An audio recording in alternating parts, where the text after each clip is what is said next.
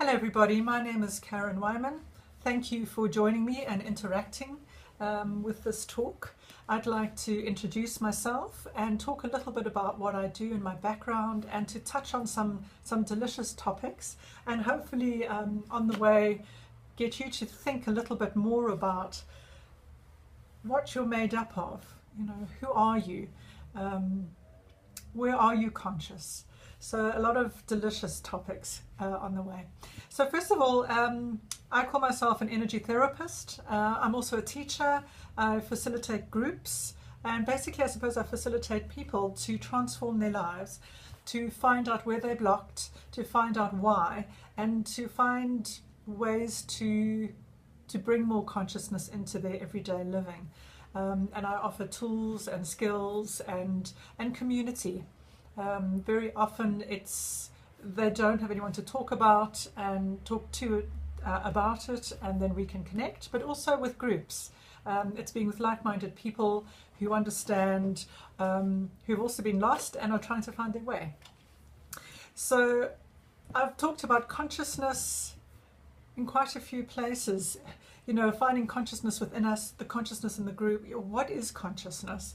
In the Oxford Dictionary, consciousness is about awareness. It also says it's person's thoughts and feelings as a whole. We often talk of the word holistic. Consciousness is holistic on so many layers. It's not just our physical. We are conscious emotionally, mentally, spiritually. In fact, we use the word consciousness for the universe. Many people will use consciousness as something out there that glues us all together that they wish to connect with and wish that they had inside them. And hopefully we'll offer methods for you to do that. So I don't know if you've heard the joke. How many therapists does it take to change a light bulb? It only takes one, but the light bulb has to want to change, which of course is always crucial to any process, to any growth, to any shifting of awareness. We have to want to change, and just that little step will invite life to start interacting with us and showing ways of being. So let's look at consciousness. What does that mean in our lives? You know, what is it about changing? I mean, unfortunately for most of us, we live in an unconscious state. We live with patterns that we're so unaware of. It's like chasing our tails. We go around and around and around. And it really has to take something to shake us up. So either we get very ill, or our body gets sick, or we have pain, and we get that pain over and over again. We might try and make it go away with a painkiller. We might take all kinds of medication. Not that there's anything wrong with medication, but for some of us we find it keeps repeating. Our body starts to talk really loudly to us. And usually at that point I start to have people walking through my front door. Or it happens on other levels. So we have relationships that we repeat over and over and over and over again. We start to notice that there is a theme that is running through all of them. What is that about? Or we might notice we blocked, here's something that is crucial for all of us, of course, in our money. So some of us find there's just never ever enough money. Or maybe we've started a business and we can't seem to attract, and it feels like something is slowing down. Very often I will get people coming in and saying, I just feel like I'm sabotaging myself. Every time I get somewhere successful, it falls apart. Or I want to feel more connected to the universe, or I want to feel more connected inwardly, or I don't feel connected with life or with people. I feel like I'm on the outside. There are so many doors into starting to discover that actually something's not quite right and we want to change it. And that's, as I say, where I start to come in as a therapist or as a group facilitator. People walking into my rooms or walking into a workshop and saying something's not working, can you help me? I want to start looking inwards. So of course this is a huge topic, and there are so many ways, and we're going to explore that. There are going to be courses and articles and blogs and all kinds of formats for you to tap into, as well as a community that we can discuss this with. It's such a delicious topic, because I believe one of the biggest things are sabotage patterns. They start to have a lot of power over our lives, and if we can be aware of them, we can make changes to our lives. Of course, the thing is, how do we start to do that?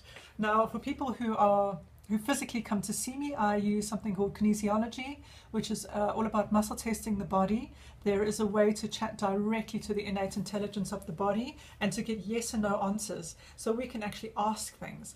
What generally seems to happen is we go through circumstances where there is something we're unconscious of. So we're at school, we have, for want of a better example, a teacher who picks on us in a moment that we don't realize. We feel like a victim, we feel angry, we don't know how to deal with it, we might be afraid of her, and we take that and we bury it in the body because we cannot express it outwardly, and that gets buried in the body. Feeling emotion is an energy. There might even be an unconscious pattern that says I'm a victim, and yeah, that gets stored in the body. And of course, especially as children, we don't think about it twice. And you know, if we hold on to an energy long enough, eventually it will store in a part of the body, let's say the knee. We may find that the subconscious starts to go, oh, I must be a victim because I'm holding on to a pattern. When we hold on to a pattern long enough, it starts to become a reality. And after a while, the body starts to go, well, this must be true. We must be a victim. And so we start to manifest. You know, we're such powerful beings that we will buy into a pattern and think it's true. Because our subconsciouses are quite naive. It'll believe anything we tell it over and over again, whether we're telling ourselves that out loud or whether it's just sitting in the body circling around. And so in sessions, one-on-one or in groups, we start to talk about the things that have happened, just to take a moment to be aware of, what happened in that moment with the teacher? How old was I? What are the details? Am I a victim? Am I being a victim in my relationships? Of course, I'm just using victimhood as an example. It shows up in many ways. So maybe that we're not deserving, that we will block relationships because they're not happy things. We've seen our parents go through trouble, all kinds of things. And once we understand what these patterns are, we can then release them, because it's all energy at the end of the day. And that's where energy anatomy comes in. I can show you ways of using energy to release these energy blockages in our system so that our bodies can heal, so our minds can release patterns. And we can't bring them back unless we go back in time and recreate a situation, which is not possible. And so we release these patterns and we start to look at things in a very different way. And what I find is, for people who I see ongoing, or for people that are in groups, when they start to shake up these patterns and look at them differently, they start a journey of discovery, because they'll start thinking, are there other patterns? What else has happened in my life? Where else could I learn something? Where else could I change?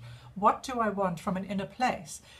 Is there more love I'm wanting in my life? All right, if I want to love myself, I could start with affirmations. I could start behaving in a different way. It takes the lid off, Pandora's lid, I suppose, but of good things. And we start to question. I think that's a really important thing. We start to question instead of being stuck in a pattern that hasn't worked for us for probably most of our lives. And of course, what happens is, as we become more and more conscious, we become aware of what is around us, and we start to question what we're manifesting. Do we want to manifest something different? If it is something different, what is it that we do want? And then, of course, how do we manifest? How do we go about that? How do we tap into the power of our mind to create what we want?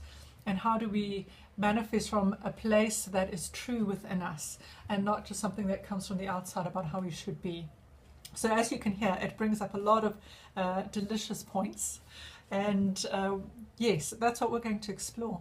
And what I often find is for people that they're with people that are reflecting the same kind of patterning. And they start looking for community or for groups of people who are thinking, who are like-minded, who also have had this awakening. And and hence the groups start to build. And I would like to do that online, and to offer that to you as a way of exploring, but also to offer you community. We learn so much through each other, we don't realize it. And that brings me to a quote that I'd like to read out to leave with you. It's from Ram Dass, and it says, "We are all affecting the world every moment, whether we mean to or not. Our actions and state of mind matter because we are so deeply interconnected with one another. Working on our own consciousness is the most important thing that we are doing at any moment, and being love is the supreme creative act." So I hope I have given you something to think about. I would ask if that appeals to you, or you'd like to comment or voice or sense your point of view. You can find me on Facebook under Karen Weinman, or you can go to Pathways to Mastery, which is my Twitter address. That's @Pathways to Mastery, or pathwaystoinnerwisdom.com is my site. And I look forward to hearing your thoughts on this topic. Take care and dare to be conscious.